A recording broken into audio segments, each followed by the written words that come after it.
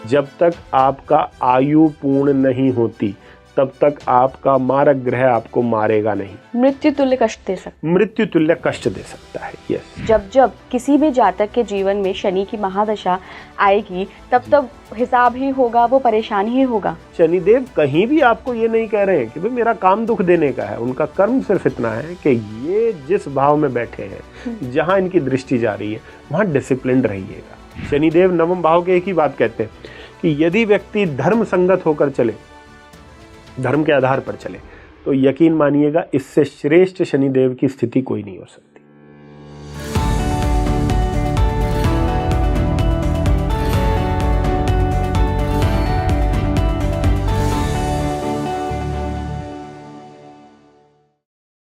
नमस्कार इंडिया, आप देख रहे हैं स्पीकिंग ट्री। मैं हूं आपके साथ इला गोस्वामी। आज के पॉडकास्ट में हम शनिदेव के बारे में जानेंगे। कौन कौन से कुंडली के ऐसे भाव होते हैं जहां पे शनिदेव अच्छे रिजल्ट्स यानी कि शुभ रिजल्ट्स देते हैं, कौन से ऐसे भाव होते हैं जहां शनिदेव थोड़ा सा परेशान करते हैं। शनिदेव क्या कहना चाहते हैं आपकी कुंडली के ज़रिए, कौन से ऐसे पास्ट लाइफ के कर्मों को शनिदेव उजागर करना चाहते हैं, वो चाहते हैं कि आप इन कर्मों को सही करें। सब पर आज बात होगी। मेरे साथ बहुत खास मेहमान जुड़ रहे हैं, renowned astrologer and coach Rahul Kaushik sir. बहुत बहुत स्वागत है सर आपका स्पीकिंग ट्री। जय श्री राम। सर शनि पे बात होगी, हमने राहु पे बात की और बड़े ही अच्छे तरीके से आपने राहु को एक्सप्लेन किया। अब हम शनि की बात करेंगे। शनि एक ऐसा ग्रह है जिसको बड़ा ही, उनको भी बड़ा बदनाम करके रखा हुआ है लोगों ने कि शनि की ढैया आ गई, परेशानियां बढ़ जाएंगी, 7.5 आ गई, परेशानियां बढ़ जाएंगी। लेकिन मैंने ऐसा सुना है कि शनि धन का कारक भी है। शनि अगर मेहरबान होते हैं तो पैसे से भी आपको लाभ पहुंचाते हैं। शनि आपको लाइफ में रियलिटी दिखाते हैं, मेहनत करवाते हैं, लोगों की इज्जत करना, छोटे तबके की इज्जत करना सिखाते हैं। शनि क्या है आपके लिए? ठीक है जी। देखिए, जितना मैंने शनि महाराज को जाना है, समझा है, तो जब हम बृहद पराशर होरा शास्त्र पढ़ते हैं तो उसमें हर ग्रह को एक शब्द के साथ जोड़ दिया है। तो उसमें कहा है कि जो शनि महाराज है वो काल पुरुष की पीड़ा है या दुख है। अच्छा। तो काल पुरुष का जो दुख का है वो शनि महाराज को कहा है। लेकिन दूसरी तरफ हम ये भी कहते हैं कि शनि महाराज जो है कर्म कारक है, न्याय के देवता है। तो अगर इन दोनों चीजों को सम्मिलित किया जाए तो हमें एक बात पूर्ण रूप से ये पता चलती है कि शनि महाराज ना तो हमारे लिए सही है, ना वो हमारे लिए गलत है। वो हमारे लिए ठीक वैसे हैं जैसे हमारे कर्म है। और यही कारण है कि जब नक्षत्र की सूची हम निकालते हैं, जो सीरीज जो चलती है नक्षत्र की, उसमें बृहस्पति के नक्षत्र के ठीक बाद जो है वो शनि महाराज का नक्षत्र आता है। और यही कारण है कि बृहस्पति की जब भी आपको महादशा आएगी या बृहस्पति की अंतर्दशा आएगी तो उसके ठीक बाद शनि की महादशा या अंतर्दशा आएगी। और ऐसा क्यों ये क्रम दिया है? क्योंकि धर्म का कारक ग्रह कौन है? धर्म का कारक ग्रह है बृहस्पति। और कर्म का कारक ग्रह कौन है? शनि। और न्याय कारक देवता कौन है? शनि महाराज। इसलिए ये बात इसको सुनिश्चित करती है कि जो व्यक्ति धर्म के आधार पर चला है, धर्म के तहत उसने अपने कार्य किए हैं, धर्म संगत या धर्म के अनुसार ही जिसने अपने जीवन को जिया है, कभी भी शनि की दशा या अंतरदशा में उसको बहुत ही भयानक पीड़ा का सामना नहीं करना पड़ेगा। दुख आएगा, तकलीफ आएगी, लेकिन क्यों? वो नैतिकता के आधार पर उसने अपना जीवन जिया है, उसको समस्याएं नहीं आएंगी। और आज मैं आपको एक बात बताता हूं, बहुत इंपॉर्टेंट, शनि महाराज को और अच्छे से समझने की। आप देखिएगा, मेजॉरिटी ऑफ द केसेस में जब बृहस्पति की दशा में एक व्यक्ति ने बहुत इमेंस तरीके से राइज किया होता है, बहुत अच्छा पैसा कमाया होता है बृहस्पति की महादशा में, तो जब बृहस्पति की महादशा एंड होने को होती है तो बृहस्पति की महादशा में जो अंत में जो अंतरदशा आती है वो राहु की आती है।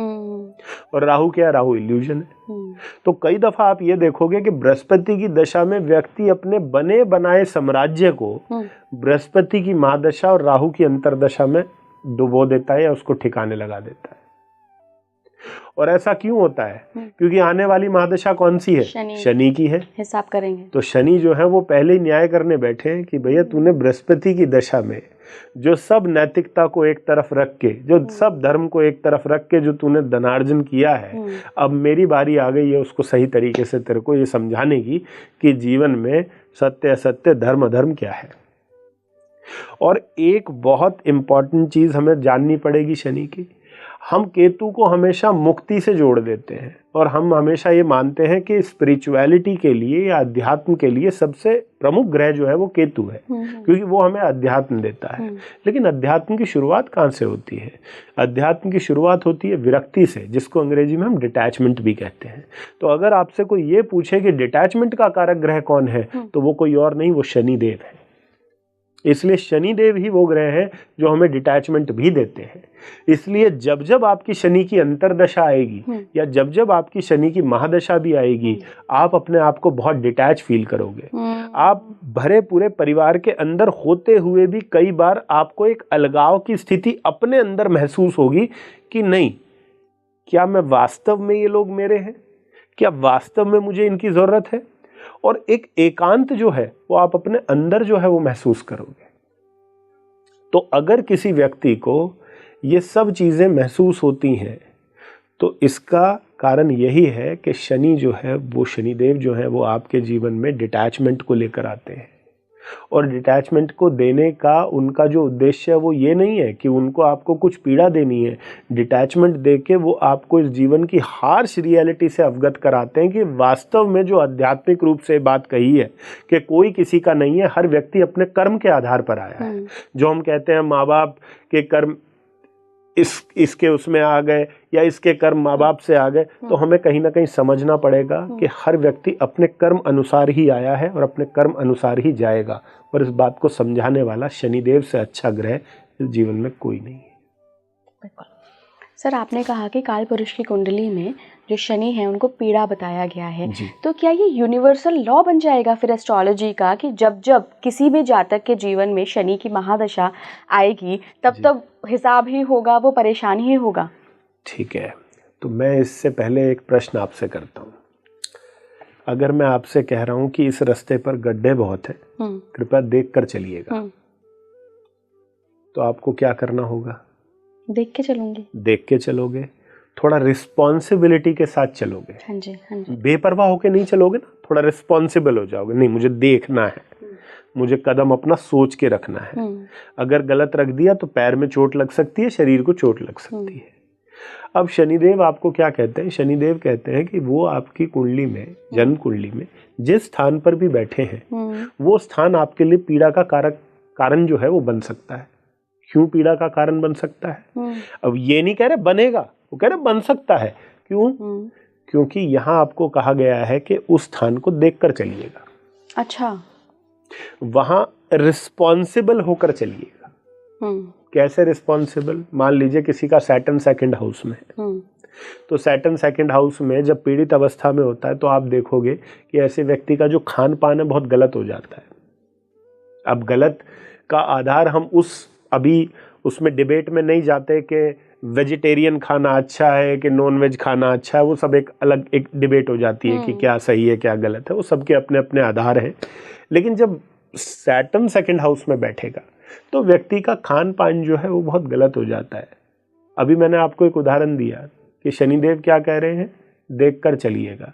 तो सेकंड हाउस में शनिदेव क्या कह रहे हैं? अपने फैमिली मैटर्स, अपने खान पान और अपना वित्तीय जो आपकी स्थिति है, आपका जो फाइनेंस है, उसमें डिसिप्लिन्ड अप्रोच के साथ चलिएगा। एक डिसिप्लिन मेंटेन करिएगा। ये नहीं कि आज ये मन किया तो कुछ भी खरीद दिया और किसी को देने की बात आई तो कुछ भी नहीं दिया, सब पकड़ कर बैठ गए। खाने का मन हुआ तो इतना खा लिया कि अनकंट्रोल्ड, ना खाने का मन हुआ तो कुछ भी नहीं खाया। तो इसमें डिसिप्लिन तो कहीं भी नहीं है। कहीं नहीं। तो जब जब आप उस डिसिप्लिन को ब्रेक करोगे तो वो डिसिप्लिन को ब्रेक करना आपके दुखों का कारण बन जाएगा। इसलिए सैटर्न सेकंड हाउस में आपको वेल्दी भी बना सकता है और आपकी वेल्थ ले भी सकता है। आपको बहुत अच्छे अच्छे आहार भी दे सकता है खाने को, और आपको उसी आहार के थ्रू फूड पॉइजनिंग भी करा सकता है। तो इसलिए उसको कर्म भी कहा है, उसको डिसिप्लिन भी कहा है और उसको पीड़ा भी कहा है। इसका अर्थ है कि शनि आपके कुंडली में जिस स्थान में बैठा है, लगन में भी देखो, नवांश में भी देखो, यदि आपने उस स्थान से जुड़कर कुछ नेगेटिव किया तो कहीं ना कहीं शनिदेव की मार आपको झेलनी पड़ेगी और वही चीज आपकी पीड़ा का कारण बन जाएगी। इसके अलावा एक जो बहुत इंपॉर्टेंट चीज शनि की देखने की है, तो शनिदेव को 2 दृष्टियां जो है वो मुख्य रूप से मिली हैं। सप्तम दृष्टि के अलावा उसको तीसरी दृष्टि भी मिली है और 10वीं दृष्टि भी मिली है। अब इनमें सबसे मुख्य जो है वो 10वीं दृष्टि है, क्योंकि शनिदेव जो है वो खुद कर्म के कारक है और जहां पर भी उनकी 10वीं दृष्टि जाएगी वो जगह जो है वो कर्म के रूप से बहुत इंपॉर्टेंट हो जाती है, बहुत महत्वपूर्ण हो जाती है, उसका महत्व बहुत बढ़ जाता है जहां भी आपके शनिदेव की 10वीं दृष्टि जाती है, क्योंकि वहां पर यदि कोई कर्म आपसे नेगेटिव हुआ तो आपको चोट पड़ जाएगी। ये तो जैसे जरूरी बात है, जैसे शनि चतुर्थ भाव में बैठा किसी का, अब चतुर्थ भाव किसका है? घर परिवार का है। तो आपको रिस्पॉन्सिबल होने के लिए किसके लिए कह रहा है ईश्वर? घर परिवार के लिए, अपनी फैमिली के लिए। इसलिए यहां पर ईश्वर आपसे सारी ड्यूटीज पूरी करवाएगा, ये भी करो परिवार के लिए, ये भी करो, ये भी करो, ये भी करो। अगर करते रहोगे तो सकुशल रहोगे, जैसे ही करने से बचोगे पीड़ा आ जाएगी। 10वीं दृष्टि कौन से घर पे चली गई? शनिदेव की चौथे घर से होके लगन पे। लगन कौन है? शरीर है। अगर कोई भी अनैतिक कर्म किया, कोई भी अनैतिक कर्म आपसे हुआ तो किसको वो दुख झेलना पड़ेगा? शरीर को झेलना पड़ेगा। अष्टम भाव में शनि वाले को ज्योतिष बहुत सोच के करना चाहिए।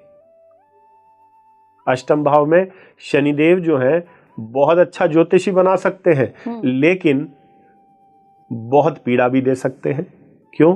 क्योंकि कर्म के कारक है, अष्टम भाव में चला गया, ज्योतिष का है, ऑकल्ट का है, व्यक्ति को ज्योतिषी बना दिया। लेकिन 10वीं दृष्टि कौन से घर पे जा रही है? पंचम भाव पे। किसका है? बुद्धि का है, संतान का है। अगर ज्योतिषी के रूप में आपने कोई अनैतिक कर्म किया, आपने किसी को पीड़ा दी, आपके कथन से किसी को पीड़ा हुई, तो उसका जो दुष्प्रभाव है वो आपकी बुद्धि और आपकी संतान दोनों को झेलना पड़ेगा। ये 10वीं दृष्टि बता रही है। तो शनिदेव कहीं भी आपको ये नहीं कह रहे हैं कि भाई मेरा काम दुख देने का है। उनका कर्म सिर्फ इतना है कि ये जिस भाव में बैठे हैं, जहां इनकी दृष्टि जा रही है, वहां डिसिप्लिन्ड रहिएगा, वहां रिस्पॉन्सिबल रहिएगा। वो रिस्पॉन्सिबिलिटी आप लेकर आए हैं अपने जीवन में।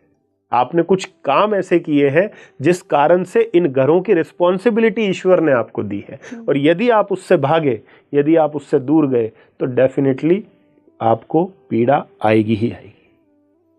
सर, शनि की कौन सी पोजीशंस कुंडली में अच्छी होती है, नवमांश या फिर लग्न कुंडली में? देखिए, अगर हम ज्योतिष के सिद्धांतों पर जाएं, जो प्राचीन सिद्धांत बने हैं ज्योतिष के, उसमें हमेशा ये कहा गया है कि जो नैसर्गिक क्रूर ग्रह हैं वो हमेशा कुंडली के उपचया भाव में ज्यादा अच्छे परिणाम देते हैं। तो यदि किसी का शनि 3रे घर में है, शनि किसी का 6ठे घर में है, शनि किसी का 10वें घर में है या 11वें घर में है, तो कहीं ना कहीं ये एक बहुत अच्छी स्थिति है। लेकिन यहां मैं एक चीज ऐड ऑन करना चाहूंगा, जिससे लोगों को ये पता चले कि कहीं पर भी हम ये नहीं कह सकते कि शनिदेव अगर किसी के किसी स्थान में बैठे तो गलत है या सही है। यहां मैं एक अप्रोच बता देता हूं। शनि की दृष्टि जहां जाती है वहां कहीं ना कहीं कुछ ना कुछ समस्याएं जरूर व्यक्ति को उत्पन्न होती है। अच्छा, दृष्टि जहां जाती है। ये 10वीं दृष्टि की बात कर रहे हैं आप? ये 3री दृष्टि की भी है, ये 7वीं की भी है और 10वीं की भी है। ठीक है, शनि की जो दृष्टि है वो ज्यादा जो है वो परेशान करती है, परेशान वाली मानी गई है। लेकिन अब बात ये आती है, क्या सभी को शनि की दृष्टि से प्रॉब्लम है? तो इसमें मैं फिर ऐड ऑन करूंगा कि शनिदेव क्या कह रहे हैं, कर्म करो, रिस्पॉन्सिबल रहो। अब रिस्पॉन्सिबिलिटी कोई आज के कलयुग में, आज के देश काल परिस्थिति के हिसाब से 100% तो अपनी पूरी कर नहीं सकता, तो कैसे करेगा? अब सपोज करिए किसी का शनिदेव 9वें घर में बैठ गए, तो 9वें भाव में शनिदेव को मैं बहुत श्रेष्ठ मानता हूँ। बहुत ही श्रेष्ठ जो है शनिदेव 9वें भाव में है। उसका कारण है शनि की 3री दृष्टि जो है वो कौन से घर पे जा रही है? 11वें घर पे जा रही है, एकादश भाव पे। एकादश भाव किस चीज का है? इच्छाओं का है, इच्छा पूर्ति का। इच्छाओं का भी है, इच्छा पूर्ति भी वो करता है और इच्छाओं को जागृत भी वो करता है कि मैं प्राप्त कर लूं। तो यहाँ वो डिजायर्स को कम करेंगे। तो बहुत अच्छी बात है। तो डिजायर्स को कम करना कैसा है? अच्छा है, संतुष्टि मिलेगी, संतुष्टि है, व्यक्ति के अंदर कंटेनमेंट आएगा बहुत अच्छे से। शनि देव की सप्तम दृष्टि कौन से घर पे जा रही है? तीसरे घर पे जा रही है। तीसरा घर क्या है? ये अगेन काम त्रिकोण है। काम त्रिकोण में क्या, यानी कि हम अट्रैक्ट किन चीजों को लेकर हो रहे हैं, तो हमारी अट्रैक्शन को कम कर रहा है। यानी कि हम बहुत ज्यादा किसी चीज से आकर्षित नहीं हो रहे, ये भी हमारे लिए बहुत श्रेष्ठ है। और 10वीं दृष्टि कहाँ जा रही है शनिदेव की? वो हमारे छठे भाव पे जा रही है, जहां हमारे रोग हैं, रिपु है, ऋण है।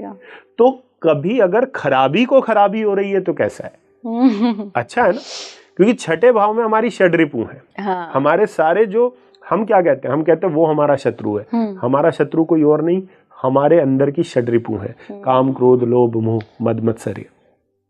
तो ये जब शनिदेव की दृष्टि वहां जाती है 10वीं दृष्टि, और बैठे कहाँ है शनिदेव? खुद नवम भाव में। तो यदि व्यक्ति धर्म संगत होकर चले, शनिदेव नवम भाव के एक ही बात कहते हैं कि यदि व्यक्ति धर्म संगत होकर चले, धर्म के आधार पर चले, तो यकीन मानिएगा इससे श्रेष्ठ शनिदेव की स्थिति कोई नहीं हो सकती।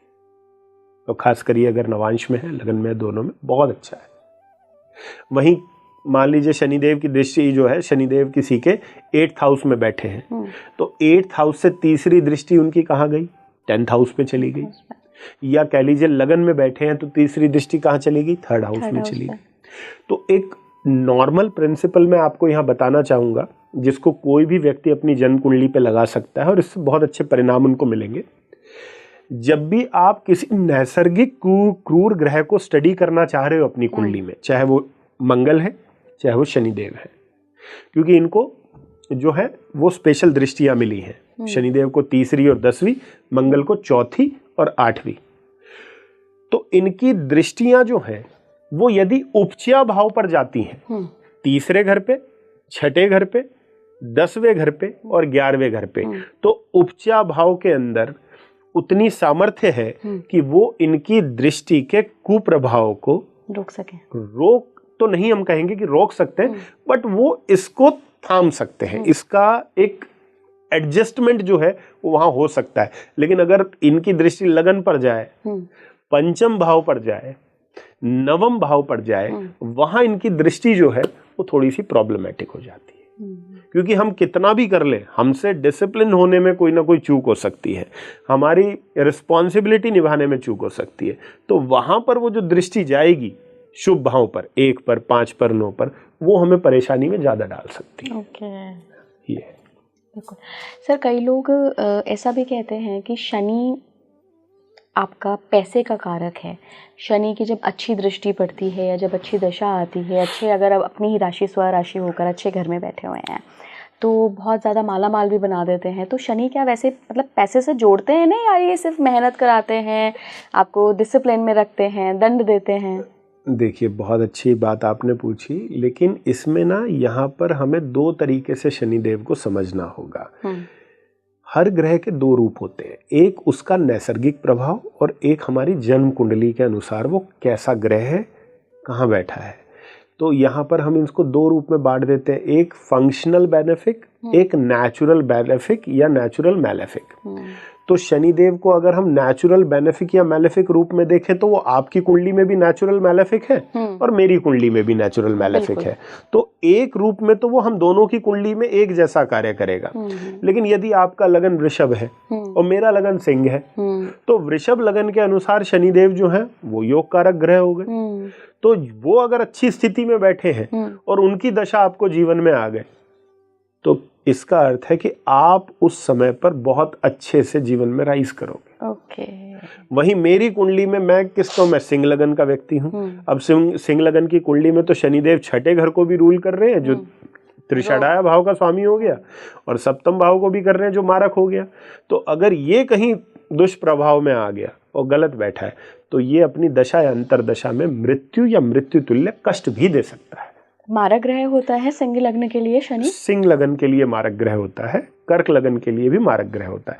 लेकिन यहाँ मैं एक चीज और ऐड कर दूं, क्योंकि कई बार लोग क्या होता है कि वो मारक नाम सुनते ही और दशा को देखते ही उनके मन में पहला थॉट ये आ जाता है, मारक मतलब मार दिया। देखिए, एक चीज हमें समझनी पड़ेगी, आपको जीवन में मारक ग्रह की दशा कितनी बार भी आए, जब तक आपका आयु पूर्ण नहीं होती तब तक आपका मारक ग्रह आपको मारेगा नहीं। मृत्यु तुल्य कष्ट दे सकता है। मृत्यु तुल्य कष्ट दे सकता है, यस डेफिनेटली। आपको वो स्टेट ला सकता है कि आप कहो यार हम तो मर गए जीते जी। कई बार आदमी मेंटली इतना टूट जाता है, फिजिकली इतना टूट जाता है, फिनेंशियली, तो इस तरीके के कष्ट जो है मारक ग्रह दे सकते हैं।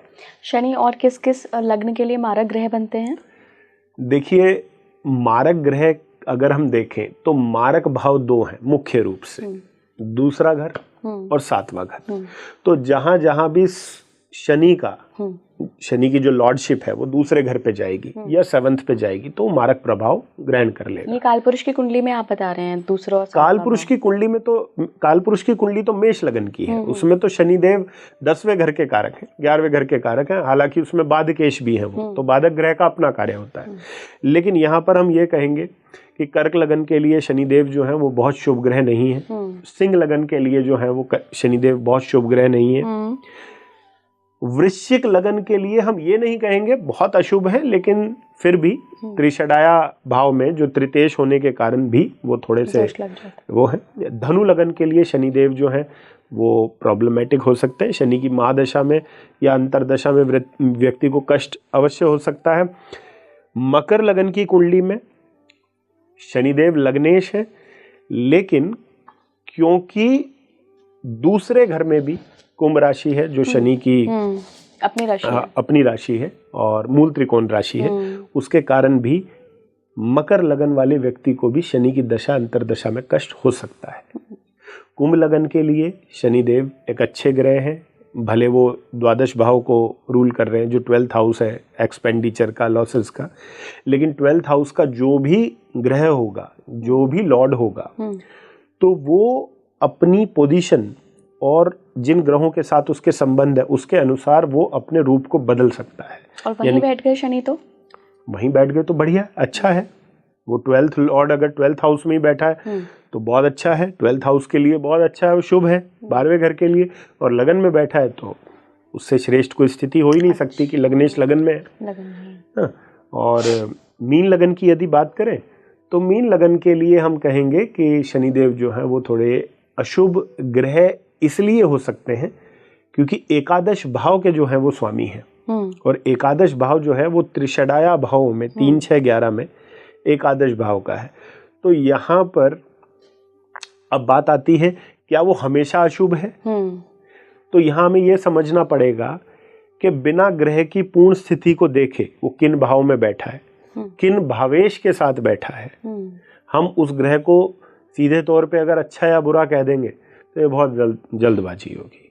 तो भले मीन लगन के अंदर शनिदेव एकादश भाव के स्वामी हैं, द्वादश भाव के स्वामी, यदि चंद्रमा के साथ बैठे हैं जो पंचमेश है या युति में है, दृष्टि में, या लग्नेश के साथ बैठे हैं जो बृहस्पति है, युति में है या दृष्टि में, या नवमेश के साथ बैठे हैं जो मंगल है, युति में है या दृष्टि में है, तो यही शनि की दशा अंतरदशा में भी व्यक्ति को अच्छी सफलता मिल सकती है। और अपने ही घर में बैठे हैं, 11वें में ही बैठे हैं, 11वें में बैठे हैं तो एकादश भाव के स्वामी का उपचा भाव में कहीं भी बैठना, तीसरे घर में, छठे घर में, 10वें घर में, 11वें घर में, कोई किसी प्रकार की समस्या नहीं है, बहुत श्रेष्ठ स्थिति है। आखिरी सवाल सर, जो कि सब जानना चाहते हैं पॉडकास्ट देख रहे हैं तो, कि भाई शनि में इतनी कैपेबिलिटी है कि हमें शनि अच्छा मटेरियलिस्टिक गेन दे सकता है?